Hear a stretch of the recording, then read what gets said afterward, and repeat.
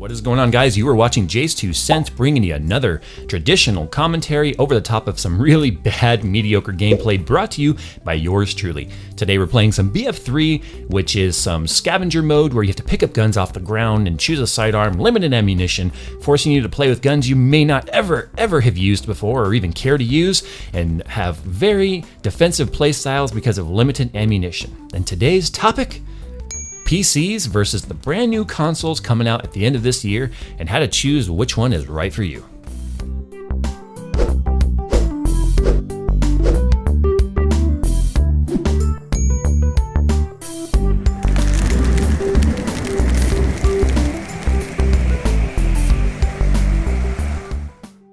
Okay guys, so as I mentioned here, we're going to go ahead and talk about PCs and whether or not, how they stack up to the new consoles that are coming out, because there's a lot of fanboys out there on both sides of the fence, honestly, both sides of the fence. PC gamers are definitely guilty of this too. Talking about whether or not the new consoles really are going to stack up against gaming PCs. And there's a douchebag over at EA, I don't even remember his name, made the stupid asinine comment of, the consoles that are getting, the new CPUs that are going into consoles are an entire generation ahead of highest end gaming PC right now. That was my best, rich guy, whatever. Okay, whatever, I digress. So we're gonna go ahead and talk about right now, before we get into some specs. I'm gonna put out there the specs for both consoles, and then we're gonna virtually build a computer that has the same specs and compare the costs and compare the power and see whether or not the new consoles really do stack up against some of the high-end gaming PCs that are out there. And taking that information, you can decide whether or not it's the right thing for you, whether or not you want to go with a new gaming console. If you have to make the choice between a PC or a gaming console, and you can't have both, because let's face it, there's a lot of people that do not have that luxury. Okay, so pros and cons of consoles from the way that I see it, my 2 cents.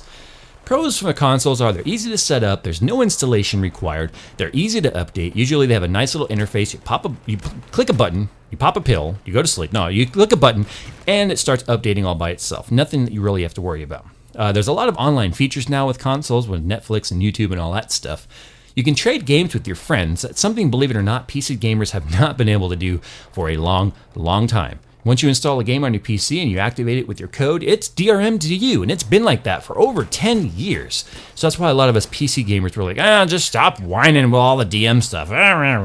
But I was definitely advocate for open DRM for consoles, because that was always a benefit to consoles. And it is faster for you to start up and play a game. You turn on the power button, and usually in less than a minute, you're already playing. Now, some of the cons that I see is you're stuck with whatever hardware they put in it at the time that you buy it. You can't upgrade it. A lot of the consoles out there, Wii U and, I don't know if Wii U has it, but definitely Xbox and PlayStation have their networks where there's a subscription, and the PS4 is going to have a subscription required. They tend to wear out faster because they run so much hotter. I mean, just look at the yellow light and red ring issues, so you tend to have to buy more of the consoles over the same amount of time you would have a PC. The games cost more for console. They have limited hard drive space, they're not expandable anymore. And there's no productivity apps. You can't do anything on it other than play games or watch movies or Facebook or something. So it's really expensive, very limited PC. Speaking of PCs, pros on PCs, the way that I see it, is it's a productivity machine. With my PC, I can do the gaming that you're watching, I can edit this video, I can go online, we can look at, stuff all around the world, maps, pornography, really, actually, I take back that last one, because there's kids on this channel, so yeah, Anyway, it's more powerful and faster than consoles. The games are cheaper, especially when you take into account the Steam sale. They're upgradable. As things progress and as the technology and the coding and the gamings progress, you can upgrade your machine over time so that you're never left behind. And there's virtually no game subscriptions. Of course, you have to have the internet, but you have to have the internet to play console online too, so that's really not something to throw around saying, well, you gotta have the internet anyway. Yeah, I've seen console fanboys say, well, you've gotta have the internet to play games on PC too. Yeah, no shit, Sherlock, you have to have it no matter where you are. The cons to PCs is that the initial cost can be more expensive, depending on how high of end of a PC that you want to build. But you can build a lower end PC and upgrade it later over time, which is always an option. Building it can be scary if you're going to build it yourself. I definitely, if you haven't noticed by now, advocate building it yourself. They're bigger, they take up more space. Even home theater PCs can be much bigger than your console. They require more peripherals, keyboard, mouse, speakers, and all that stuff. But then again, you need to have a monitor and speakers for your consoles anyway. but they're more prone to OS crashes and viruses and stuff that you just don't generally have to deal with on console. And that can be a little bit nitpicky and really make you angry. But then again, it keeps guys like me employed. So please continue doing torrents and getting viruses and stuff. It keeps food on my table. All right, so let's go ahead and take a look at some specs here. The PS4 is toting that it has a single chip custom processor. Ha ha ha. Basically, they're saying we have an APU, which is something that's been around for a decade, more than a decade for PCs. So yeah, bite me on that one. But it's an 8-core, 64-bit Jaguar processor. Now here's what's interesting about the Jaguar. I looked it up, and the only information I could find is that it's basically a detuned Trinity. And the equivalent of Trinity that I could find, because it's an AMD A4 5000 is what the Jaguar is. An A4, guys. And the cheapest APU I could find that was toting the same kind of graphics was the AMD A5 5300, which comes in at 3.8 gigahertz, which is twice as fast as the APU going into the new consoles. So that's why that statement that jerk over at EA is making the comment that, you know, the new consoles have a whole generation newer processor than the highest gaming PC on the market today.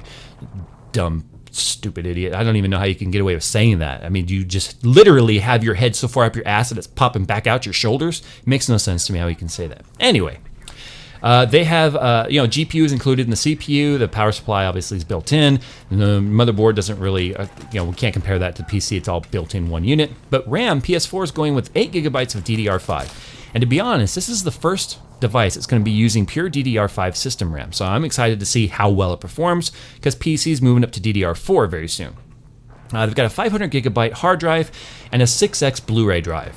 Now, when you talk about the Xbox One specs, they keep changing from day to day. Every time they wake up, they're like, nah, maybe we'll go ahead and go with this one because the PS4 seems to be beating us, so we're going to go ahead and bump things up a little bit. Like they just recently increased the GPU on their APU from 800 megahertz to 853, which again looks like it's going to be the same custom 8-core custom CPU by AMD. So I'm just going to go ahead and call it the A4 5000 because that's basically what the PSU is using. I'm assuming AMD is going to sell them the same CPU or APU, whatever. The system RAM is 8 gigabytes of DDR3 with 32 megabytes of ES RAM. I have no idea what that is. 8 gigabytes flash, 500 gigabyte hard drive, and again a Blu-ray drive. Doesn't even mention what the speed is. Now the PS4 comes in at $399 and the Xbox comes in at $499. Now to build a comparable PC, you would go with an AMD A5 5300, which is 3.8 gigahertz and twice as fast as the chip that's going into consoles, as I've already mentioned. I would recommend using a 400-watt Cougar 80-plus bronze power supply, an MSI FM2 A75MA E35 motherboard that has all the stuff that's comparable to the PSU or the consoles, which are, USB 3, SATA 6 drive or 6 gigs per second. I can't even talk right now. 6 gigabits per second hard drive, SATA drives. Jesus, I couldn't say that. And it's got all the stuff that you would want. You've also got I say going with the 8 gigabyte of Kingston HyperX 1600 RAM is comparable. 500 gigabyte 7200 Western Digital Black, which is one of the fastest mechanical drives that you can buy. And an LG Blu-ray drive. What's interesting about the Blu-ray drive is the LG is a 12x versus the PS4 6x. So the read speed on the Blu-ray drive for a computer is already twice as fast. And then I would say allocate about $40 to a case and then $30 to a cheap keyboard and mouse, bringing you to a grand total on PC of $413. Now, obviously I didn't include an operating system in there because you have options when it comes to the operating system. So, you're going to want to kind of keep that in mind that you can go with Windows Home, you could go with Linux if you wanted, but then your gaming is limited. So operating drives are a whole other thing. So, go ahead and you can say an even $500 if you wanted for a PC, but even at $500, it's much more powerful than these consoles if you want to just compare spec for spec.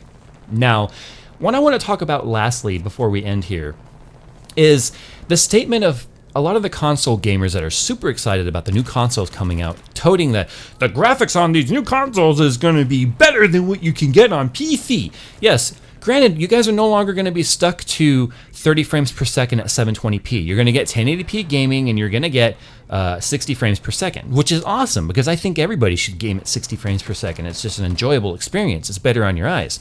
But All we know about the graphics card for the PS4 is we know it's faster than Xbox One. So I'm going to use the PS4 in comparison here to the PC. And they're advertising it as a 1.84 teraflop powerful GPU. So it can do 1.8 teraflops on processing power. Okay, fine. I get that. So what does 1.84 teraflops equate to? Well, a lot of people are saying, well, that's equal to the 7870 gigahertz. Some people say, oh, it's equivalent to a 7950. Well, here's how it breaks down, guys. The 7850 standard edition, the non-gigahertz, the standard edition, is 1.76 teraflops at 860 megahertz. So what does that mean? It means that the PS4's console is really equivalent to more or less a 7850 non-gigahertz edition, not a 7870, not a 7950. Now, what's the difference in between the 7850 and the 7870? Well, the 7870 came in at 2.56 teraflops.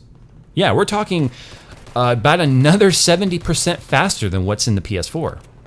And the 7970, which is just right now, taking into account the single GPU flagship for AMD, comes in at over 4 teraflops at 1000 megahertz, which is not even their fastest card. So there you go. When it comes to GPU, please, for the love of God, if you're a PS4 fanboy or just a console fanboy in general, stop saying that your graphics cards are just as powerful as PCs, because they honestly are not. And that's really, truly just super annoying that you guys keep saying that. But anyway, I'm gonna get on out of here, guys. There it is.